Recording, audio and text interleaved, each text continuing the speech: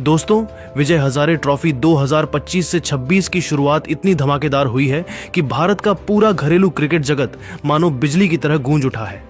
पहले ही दिन जिस तरह अलग अलग मैदानों पर रोमांच, रिकॉर्ड, तूफानी बल्लेबाजी और शानदार गेंदबाजी देखने को मिली, उसने इस टूर्नामेंट को एक नए मुकाम पर पहुंचा दिया है। चाहे बात हो दिल्ली के लिए विराट कोहली के शतकीय तूफान की, मुंबई के लिए रोहित शर्मा के धमाकेदार शतक की, बिहार के वैभव सूर्यवंशी और सकीबुल गनी की ऐतिहासिक पारियों की, झारखंड के ईशान किशन के विस्फोट की, कर्नाटक के देवदत्त पडिक्कल की क्लासिक इनिंग की, या उत्तर प्रदेश के ध्रुव जुरैल और रिंकू सिंह के कमाल के प्रदर्शन की, हर जगह सिर्फ एक ही बात सुनाई दी। इस बार विजय हजारे का स्तर कुछ अलग ही होने वाला है। जयपुर से लेकर रांची, बेंगलुरु से अहमदाबाद और राजकोट तक हर मैदान ने अपना एक अलग इतिहास लिखा। कहीं टीमों ने 400 से ज्यादा का स्कोर खड़े किए, तो कहीं बल्लेबाजों ने लिस्ट ए क्रिकेट की गति, ताकत और क्लास का ऐसा प्रदर्शन किया जिसकी मिसाल कम ही देखने को मिलती है। वहीं गेंदबाजी में भी जीशान अंसारी, अक्षराज, प्रसिद्ध कृष्णा और अन्य गेंदबाजों ने अपनी धार दिखाकर मैचों को रोमांचक मोड़ दिए। इस बार का टूर्नामेंट सिर्फ खिलाड़ियों का मुकाबला नहीं, बल्कि युवाओं की भूख, सीनियर्स का अनुभव और घरेलू क्रिकेट की गहराई का शानदार मिश्रण बन चुका है। हर मैच में कोई न कोई नया हीरो उभर रहा है, कोई रिकॉर्ड टूट रहा है और फैंस को लगातार नए नए सरप्राइज मिल रहे हैं। तो दोस्तों, इन सभी मुकाबलों में हुआ क्या, किसने खेली सबसे धमाकेदार पारी, किसने दिखाया गेंदबाजी का कमाल, कौन उभरा अपनी टीम का संकट मोचक और किन किन खिलाड़ियों ने पहले ही दिन चयनकर्ताओं के दिमाग में दस्तक दे दी, ये सब हम आपको आगे एक एक करके बताने वाले हैं। अगर आप घरेलू क्रिकेट के सच्चे फैन हैं तो जुड़े रहिएगा, क्योंकि विजय हजारे का ये सीजन अभी शुरू ही हुआ है और आगे आग ही आग है। दोस्तों, आज जयपुर के सवाई मानसिंह स्टेडियम में मुंबई और सिक्किम के बीच खेल गया। इस मैच में सिक्किम ने पहले बल्लेबाजी करते हुए विकेटकीपर अशीक थापा 79 रन, क्रांति कुमार 34 रन और रॉबिन लिंबू 31 रनों के दम पर 50 ओवरों में 7 विकेट के नुकसान पर 236 रनों का सम्मानजनक स्कोर बनाया। जब मुंबई की टीम 279 रनों के लक्ष्य का पीछा करने उतरी, पूरे मैदान की निगाहें सिर्फ एक इंसान पर थीं, रोहित शर्मा। सिक्किम की टीम भले ही 239 का सम्मानजनक स्कोर खड़ा कर चुकी थी, लेकिन जिस अंदाज में रोहित क्रीज पर उतरे, तुरंत महसूस हो गया कि मुंबई के पास यह लक्ष्य सिर्फ एक औपचारिकता है। दूसरे छोर पर युवा अंगकृश रघुवंशी थे, जिन्होंने शुरुआत में थोड़ा समय लेकर पारी को सेट करना शुरू किया, लेकिन रोहित का अंदाज बिल्कुल अलग ही था। पहले ही कुछ गेंदों में उनका फुटवर्क, टाइमिंग और आत्मविश्वास बता रहा था कि आज कुछ बड़ा होने वाला है। रोहित शर्मा ने पेसरों के खिलाफ क्लास दिखाते हुए शुरुआत की। फुल लेंथ गेंदों को उन्होंने कवर और एक्स्ट्रा कवर के ऊपर से शानदार चौकों में बदला, जैसे गेंद बल्ले से नहीं बल्कि रेशम से निकल रही हो। सिक्किम के गेंदबाजों ने थोड़ी छोटी गेंद डालने की कोशिश की, लेकिन वही तो रोहित का पसंदीदा एरिया है। वह पीछे हटे, पूरे बैलेंस के साथ मिड विकेट और स्क्वायर लेग के ऊपर से पुल शॉट पर छक्के मारते चले गए। उनकी टाइमिंग इतनी जबरदस्त थी कि पहले 20 गेंदों में ही स्टेडियम का माहौल बदल चुका था। दूसरी ओर अंगकृश रघुवंशी संभलकर खेलते रहे, स्ट्राइक घुमाते रहे ताकि रोहित को ज्यादा खेल मिले। रघुवंशी ने भी सुंदर 38 रनों की पारी खेलकर रोहित के साथ 141 रनों की साझेदारी बनाकर टीम की नींव मजबूत कर दी। लेकिन जैसे ही रघुवंशी आउट हुए, रोहित का गियर और ऊपर शिफ्ट हो गया। सिक्किम के कप्तान ने स्पिन लाकर रोहित को रोकने की कोशिश की, लेकिन नतीजा उल्टा हुआ। Left arm spinner Gurinder Singh की पहली ही गेंद पर रोहित कदम निकालकर लॉन्ग ऑफ के ऊपर विशाल छक्का लगा बैठे। इसके बाद जो हुआ वह दर्शकों के लिए एक लाइव मास्टर क्लास थी। रोहित ने स्पिनरों को कभी स्वीप, कभी स्लॉग स्वीप, तो कभी सीधे बल्लेबाजी के क्लासिक ड्राइव से बाउंड्री पार भेजा। एक ओवर में रोहित ने 2 चौके और एक छक्का जड़कर पूरा दबाव सिक्किम पर डाल दिया। गेंदबाजों के चेहरों पर हताशा साफ दिखने लगी थी। रोहित की बल्लेबाजी की खूबसूरती यह थी कि वह सिर्फ ताकत नहीं बल्कि दिमाग का भी इस्तेमाल कर रहे थे। फील्डिंग सेट देखकर शॉट चुनना, गैप में चौके निकालना और खराब गेंदों को बिना दया के बाउंड्री के बाहर भेजना, यह सब रोहित की अनुभवी बल्लेबाजी का हिस्सा था। 29वें ओवर में उन्होंने 94 गेंदों पर अपना विशाल शतक पार किया और फिर अचानक रफ्तार बढ़ा दी। 155 रनों की इस तूफानी पारी में 18 चौके और 9 छक्के शामिल थे। हर छक्का ऐसा लगता था जैसे गेंद आसमान चीरकर जा रही है।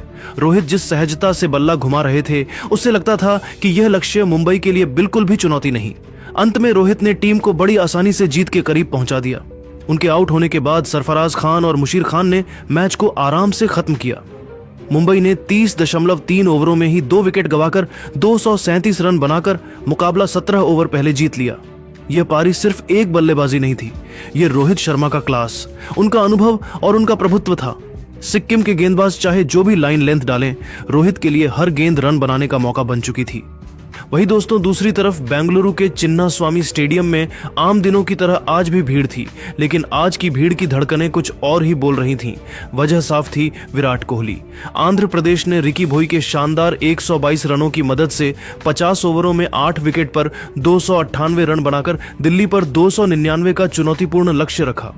यह ऐसा स्कोर था जिसे किसी भी टीम को पाने के लिए बड़ी साझेदारी और किसी एक बल्लेबाज की असाधारण पारी चाहिए होती है, और दिल्ली के लिए वह नाम था किंग कोहली। लक्ष्य का पीछा करने उतरे प्रियंश आर्या और अर्पित राणा। दूसरे ही ओवर में अर्पित राणा बिना खाता खोले आउट हो गए। स्कोर 1 रन पर 1 विकेट और दिल्ली पर शुरुआती दबाव हावी था, लेकिन तभी मैदान पर आए विराट कोहली और चिन्नास्वामी में कोहली कोहली की गूंज उठ गई। जैसे ही विराट ने कदम रखा, यह साफ हो गया था कि दिल्ली की पारी अब किसी तूफान की तरह आगे बढ़ेगी। प्रियंश आर्या ने दूसरी तरफ बेखौफ बल्लेबाजी की। उन्होंने आंध्र के गेंदबाजों को शुरुआत में ही अपना इरादा दिखा दिया। 44 गेंदों में 74 रनों की ताबड़तोड़ पारी, जिसमें 7 चौके और 5 छक्के शामिल थे। खासकर सौरभ कुमार के ओवर में लगाया गया बैक टू बैक छक्का मैदान में बैठे दर्शकों को झूमने पर मजबूर कर गया। 12.2 ओवर में जब प्रियंश आउट हुए, दिल्ली 114 रन बना चुकी थी और जीत की राह पर मजबूत कदम रख चुकी थी। दिल्ली का पीछा विराट कोहली के बल्ले से लिखी गई एक शानदार कहानी बन चुका था। उन्होंने शुरुआत से ही स्ट्राइक रोटेट की, खराब गेंदों को सजा दी और अच्छे गेंदों को सम्मान। उनकी शॉट सिलेक्शन इतनी सटीक थी कि आंध्र के गेंदबाज समझ ही नहीं पा रहे थे कि उन्हें कहां गेंद डालनी है। कवर ड्राइव बिल्कुल एक पोस्ट कार्ड जैसा, फ्लिक शॉट घुटनों से उठता हुआ एलिगेंस, पुल शानदार टाइमिंग के साथ ग्राउंड के बाहर जाता हुआ। हर शॉट स्टेडियम में गूंज बनकर फूट रहा था। विराट ने जैसे गेंदबाजी को अपने हिसाब से मोड़ लिया था। उनकी क्लास, शांति और रन चेज में महारत देखने लायक थी। विराट ने अपनी पारी के दौरान 101 गेंदों का सामना किया और 131 रन बनाए, 14 चौके और 3 छक्के के साथ। ये सिर्फ पारी नहीं थी, ये एक ऐलान था कि क्यों आज भी रन चेज के बादशाह उन्हें ही कहा जाता है। विराट के साथ नीतीश राणा ने भी शानदार क्रिकेट खेला। उन्होंने शुरुआत में स्ट्राइक रोटेट की और फिर जैसे जैसे सेट हुए, बड़े शॉट्स भी खेलने शुरू कर दिए। 50 गेंदों में 66 रन, जिसमें 8 चौके और 1 छक्का शामिल था। उनकी विराट के साथ साझेदारी ने आंध्र की उम्मीदें खत्म कर दी। जब दिल्ली की जीत बस कुछ ही दूर थी, विराट कोहली 32.5 ओवर में आउट हुए, लेकिन तब तक मैच पूरी तरह दिल्ली की मुट्ठी में आ चुका था। आखिरी रन ऋषभ पंत के बल्ले से आया और दिल्ली ने यह मुकाबला 7 विकेट से जीत लिया। ये मैच साबित करता है कि जब दिल्ली की बल्लेबाजी में किंग कोहली मौजूद हो तो 299 जैसा टारगेट भी छोटा लगने लगता है। उनकी पारी खेल नहीं, एक चेजिंग मास्टर क्लास थी, जिसका गवाह आज पूरा चिन्नास्वामी बना। इसके अलावा दोस्तों, रांची के ओवल क्रिकेट स्टेडियम में आज बिहार ने जिस तरह का क्रिकेट खेला, वह सिर्फ एक मैच नहीं बल्कि एक ऐतिहासिक तूफान था। कप्तान शकीबुल गनी ने टॉस जीतते ही पहले बल्लेबाजी का फैसला किया और जो कुछ इसके बाद हुआ, उसने पूरे भारतीय घरेलू क्रिकेट को हिलाकर रख दिया। शुरुआत भले ही मंगल महरूर के 33 रनों से हुई, लेकिन असली कहानी तो दूसरे ओपनर वैभव सूर्यवंशी ने लिखी। वैभव जिस लय में दिखे, उसे देखकर ऐसा लगा कि यह बल्लेबाज किसी अलग ही दुनिया से बल्लेबाजी करने आया हो। शुरू के कुछ ओवर उन्होंने परखा, लेकिन जैसे ही उनकी आंखें गेंद को पढ़ने लगी, मैदान का हर कोना उनका निशाना बन गया। वैभव ने अरुणाचल के हर गेंदबाज को बिल्कुल ध्वस्त कर दिया। बैकफुट पर खड़े होकर कट, फ्रंट फुट पर कदम निकालकर कवर ड्राइव, और जब भी गेंदबाजों ने शॉर्ट गेंद डाली, तब पुल शॉट ने गेंद को स्टैंड में भेज दिया। उनकी 190 रनों की विस्फोटक पारी में 16 चौके और 15 छक्के शामिल थे। स्ट्राइक रेट ऐसा कि गेंदबाजों के चेहरों पर बेबसी साफ दिख रही थी। हर छक्का मैदान के माइक्रोफोन पर पड़ती गूंज को कई सेकंड तक हवा में तैरता हुआ छोड़ जाता था। वैभव ने अकेले ही मैच को एक तरफा बना दिया और जब 26.4 ओवर में आउट हुए, तब तक बिहार स्कोरबोर्ड को 260 के पार पहुंचा चुका था। लेकिन बिहार की कहानी यहीं खत्म नहीं हुई थी।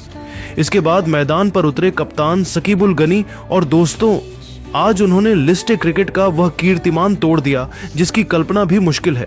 शकीबुल ने आते ही आक्रामक इरादा दिखा दिया। पहले स्ट्राइक रोटेट की, फिर जैसे ही सेटल हुए, गेंदबाजी पर टूट पड़े। लॉन्ग ऑफ और डीप मिड विकेट की दिशा में उनके छक्के किसी हथौड़े की तरह गेंदबाजों की उम्मीदें तोड़ रहे थे। गनी की बल्लेबाजी में क्लास भी था और क्रूरता भी। शॉट चयन बेहतरीन, फुटवर्क लाजवाब और टाइमिंग ऐसी कि हर हिट में ताकत का तूफान महसूस हुआ।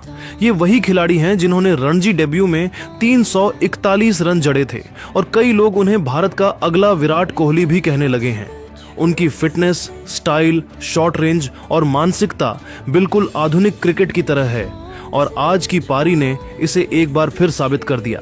आखिरी ओवरों में बिहार ने रन मशीन की तरह बिना रुके रन बनाए और 50 ओवर में 574 रन पर 6 विकेट का अविश्वसनीय स्कोर खड़ा कर दिया, जो लिस्ट ए इतिहास के सबसे बड़े टीम स्कोर में से एक है। 574 रनों के पहाड़ जैसे लक्ष्य का पीछा करते हुए अरुणाचल प्रदेश की टीम शुरुआत से ही दबाव में रही। नीलम ओबी और टेची डोरिया ने कोशिश तो की, लेकिन बिहार की आग उगलती गेंदबाजी के सामने टिक पाना असंभव था। आकाश राज, सूरज कश्यप और सबीर खान ने मिलकर अरुणाचल की बल्लेबाजी को पूरी तरह उधेड़ दिया। लगातार विकेट गिरते रहे, कोई भी साझेदारी बड़ी नहीं बन सकी। कमशा यांगफो ने 32 रनों के साथ थोड़ी कोशिश दिखाई, पर जीत की उम्मीद कभी नहीं जगी। पूरी टीम 42.1 ओवर में 177 रन पर ढेर हो गई और बिहार ने यह मैच 397 रनों से जीतकर इतिहास रच दिया। राजकोट के निरंजन शाह क्रिकेट स्टेडियम में जब उत्तर प्रदेश की टीम बल्लेबाजी करने उतरी, तभी साफ दिख रहा था कि आज उनका इरादा बड़ा स्कोर बनाने का है। ओपनर गोस्वामी ने पारी की नींव गजब की मजबूती से रखी। 81 गेंदों में 81 रन, 10 चौके और एक छक्का यह बता रहा था कि वे हर उस गेंद को सीमा रेखा तक ले जाएंगे जो जरा भी ढीली मिली। उनके शॉट सिलेक्शन में परिपक्वता और क्लास दोनों झलक रही थी। दूसरे छोर से आर्यन जुयाल ने शुरू में थोड़ा समय लिया, लेकिन धीरे धीरे उन्होंने भी गियर बदलना शुरू किया। उनकी 96 गेंदों पर 80 रनों की संयमित पारी ने बल्लेबाजी क्रम को स्थिरता दी। उन्होंने थायगराजन की गेंदों को खासतौर पर निशाना बनाया। कई बेहतरीन कवर ड्राइव और स्ट्रेट ड्राइव ने दर्शकों की तालियां लूट ली। लेकिन यूपी की बल्लेबाजी का असली तूफान आया ध्रुव जुरेल के रूप में। विकेटकीपर बल्लेबाज ध्रुव ने आते ही रण गति को तेज कर दिया। 61 गेंदों पर 80 रनों की उनकी धमाकेदार पारी में 14 चौके और एक छक्का शामिल था। उन्होंने मिड विकेट और पॉइंट के बीच के गैप को बार बार भेदा और स्पिनरों पर स्वीप ऑफ रिवर्स स्वीप से दबाव बढ़ाया। जुरेल की टाइमिंग इतनी गजब की थी कि गेंद हवा चीरती हुई स्टैंड तक पहुंचती। अंत में रिंकू सिंह ने अपनी ताबड़तोड़ स्टाइल में 48 गेंदों पर 67 रन जड़कर पारी को विस्फोटक अंत दिया। उनके 6 चौके और 2 छक्के बता रहे थे कि वह क्यों भारत के सबसे भरोसेमंद फिनिशरों में से एक माने जाते हैं। कुल मिलाकर यूपी ने 50 ओवर में 5 विकेट के नुकसान पर 324 रन का बड़ा स्कोर खड़ा किया। एक ऐसा स्कोर जो किसी भी टीम पर भारी पड़ सकता है। 325 रन के लक्ष्य का पीछा करने उतरी हैदराबाद की शुरुआत उत्साहजनक रही। तन्मय अग्रवाल ने आते ही आक्रामक इरादा दिखा दिया। उनकी 43 गेंदों में 53 रनों की पारी में 9 चौके और 2 छक्के शामिल थे। हर शॉट इतनी टाइमिंग से खेला गया कि गेंदबाजों के लिए लाइन लेंथ पर टिकना मुश्किल हो गया। तन्मय ने खासकर फ्रंट फुट पर आगे बढ़कर कवर ड्राइव और बैक फुट पर कट शॉट से यूपी की पेस अटैक पर दबाव बनाया। जब भी गेंद थोड़ी शॉर्ट हुई, तन्मय ने उसे पुल शॉट से बाउंड्री के बाहर पहुंचाया। उनकी बल्लेबाजी में वही क्लास नजर आया जिसने उन्हें घरेलू क्रिकेट का बड़ा नाम बनाया है। लेकिन तन्मय के आउट होते ही हैदराबाद की पारी लड़खड़ाने लगी। कप्तान गहलोत राहुल सिंह ने 32 रन बनाकर कुछ समय तक संघर्ष किया और मिडिल ऑर्डर को स्किप करने का प्रयास किया, पर यूपी की गेंदबाजी, खासकर जीशान अंसारी ने एक के बाद एक झटके दी। जीशान अंसारी पूरे मैच में यूपी की गेंदबाजी के हीरो रहे। उन्होंने स्पिन में ऐसा नियंत्रण दिखाया कि हैदराबाद के बल्लेबाज उनकी गुगली और फ्लाइट को पढ़ ही नहीं सके। 10 ओवर में सिर्फ 31 रन देकर 4 विकेट लेने वाली यह पारी मैच का निर्णायक मोड़ साबित हुई। नितिन साई यादव और वरुण गौड़ ने कुछ प्रतिरोध जरूर दिया, लेकिन यूपी के तेज गेंदबाजों और स्पिनरों ने रनों की गति पर पूरी तरह से रोक लगा दी। आखिरकार हैदराबाद पूरी टीम 43 ओवर में 240 रन पर सिमट गई। उत्तर प्रदेश ने यह मुकाबला 84 रनों से जीतकर दिखा दिया कि उनकी बल्लेबाजी ही नहीं, गेंदबाजी भी उतनी ही दमदार है। वही दोस्तों, अहमदाबाद के नरेंद्र मोदी क्रिकेट स्टेडियम में झारखंड की टीम आज एक अलग ही इरादे के साथ उतरी थी। शुरुआत भले ही संभल कर हुई हो, लेकिन विकेट लगातार गिरते रहे। उत्कर्ष सिंह, शुभम शर्मा और शिखर मोहन वापस लौट चुके थे और स्कोरबोर्ड पर 3 विकेट 110 रनों पर दिखाई दे रहा था। ऐसा लग रहा था कि झारखंड की पारी दबाव में टूट सकती है, लेकिन तभी आया असली धमाका, ईशान किशन का एंट्री सीन, जिसने पूरे मैच का रंग बदल दिया। ईशान किशन, जो इस साल आईपीएल और टीम इंडिया के लिए लगातार शानदार फॉर्म में रहे हैं, आज भी उसी अंदाज में दिखे। क्रीज पर आते ही उन्होंने स्ट्राइक घुमाई, गैप खोजे और फिर अपने प्राकृतिक खेल का प्रदर्शन शुरू किया। उनके कवर ड्राइव में क्लास था, पुल शॉट में ताकत और स्वीप में नजाकत। ईशान ने स्पिनरों को पूरी तरह हावी होकर खेला, कभी आगे बढ़कर लॉन्ग ऑफ के ऊपर से छक्का तो कभी बैकफुट पर जाकर पॉइंट की दिशा में चौका। लेकिन असली धमाका तब शुरू हुआ जब ईशान ने ध्रुव प्रभाकर के ओवर में लगातार 3 आक्रामक शॉट खेले, एक फ्लिक, एक पुल और एक लॉन्ग ऑन के ऊपर से छक्का। इससे न सिर्फ स्कोर तेजी से बढ़ा बल्कि कर्नाटक पर मानसिक दबाव भी बढ़ गया। ईशान ने सिर्फ 39 गेंदों में 125 रन जड़ दिए, जिसमें 14 छक्के और 7 चौके शामिल थे। उनका स्ट्राइक रेट 150 से ऊपर गया और उन्होंने झारखंड की पारी को 250 के आसपास से 412 की ऊंचाई तक पहुंचा दिया। ईशान किशन की इस पारी ने साबित कर दिया कि वे सिर्फ एक विकेट कीपर नहीं बल्कि भारत के सबसे विस्फोटक सफेद गेंद बल्लेबाजों में से एक हैं। कर्नाटक ने 413 रनों के पहाड़ जैसे लक्ष्य का पीछा करते हुए शुरुआत दमदार की। कप्तान मयंक अग्रवाल ने आक्रामक अंदाज अपनाया और 34 गेंदों में 54 रन बनाकर टीम को तेज शुरुआत दी। लेकिन मयंक के आउट होने के बाद पूरी जिम्मेदारी देवदत्त पडिक्कल के कंधों पर आ गई और उन्होंने इस जिम्मेदारी को ऐसे संभाला जैसे यह उनके करियर का सबसे महत्वपूर्ण दिन हो। देवदत्त पडिक्कल की बैटिंग की खासियत है उनकी टाइमिंग और आज उन्होंने उसी ताकत का सबसे शानदार प्रदर्शन किया। वे गेंद की लाइन में आकर हर शॉट को जादुई बना रहे थे। उनका कवर ड्राइव मैदान की सबसे खूबसूरत तस्वीर लग रहा था। स्पिनरों के खिलाफ उन्होंने कदमों का बेहतरीन इस्तेमाल किया, कभी आगे बढ़कर स्ट्रेट ड्राइव तो कभी पीछे हटकर कट और पुल शॉट। 109 के स्कोर पर जब कर्नाटक मोमेंटम पकड़ रहा था तब पडिक्कल ने अपना असली रूप दिखाया। उन्होंने लगातार बाउंड्री निकालनी शुरू की। सौरभ शेखर और अंकुल रॉय के ओवरों में तो मानो रन बरस रहे थे। उनका खेल बिल्कुल नियंत्रण में था, ना किसी तरह की जल्दबाजी, ना अनावश्यक रिस्क, बल्कि पूरा खेल समझदारी, क्लास और तकनीक पर आधारित। पडिक्कल ने 110 गेंदों में 147 रन बनाए, जिसमें 18 चौके और 7 शानदार छक्के शामिल थे। ये पारी सिर्फ रन बनाने की नहीं बल्कि एक धीरज और उत्कृष्ट क्लास का प्रदर्शन थी। हालांकि वे लक्ष्य तक नहीं ले जा सके, लेकिन उन्होंने मैच को आखिरी ओवरों तक जीवित रखा। कर्नाटक 47.3 ओवर में 5 विकेट के नुकसान पर 413 बनाकर मैच जीत गया और इस जीत के असली हीरो थे देवदत्त पडिक्कल, जिनकी पारी आने वाले वर्षों तक कोचों और युवा खिलाड़ियों के लिए एक मिसाल रहेगी।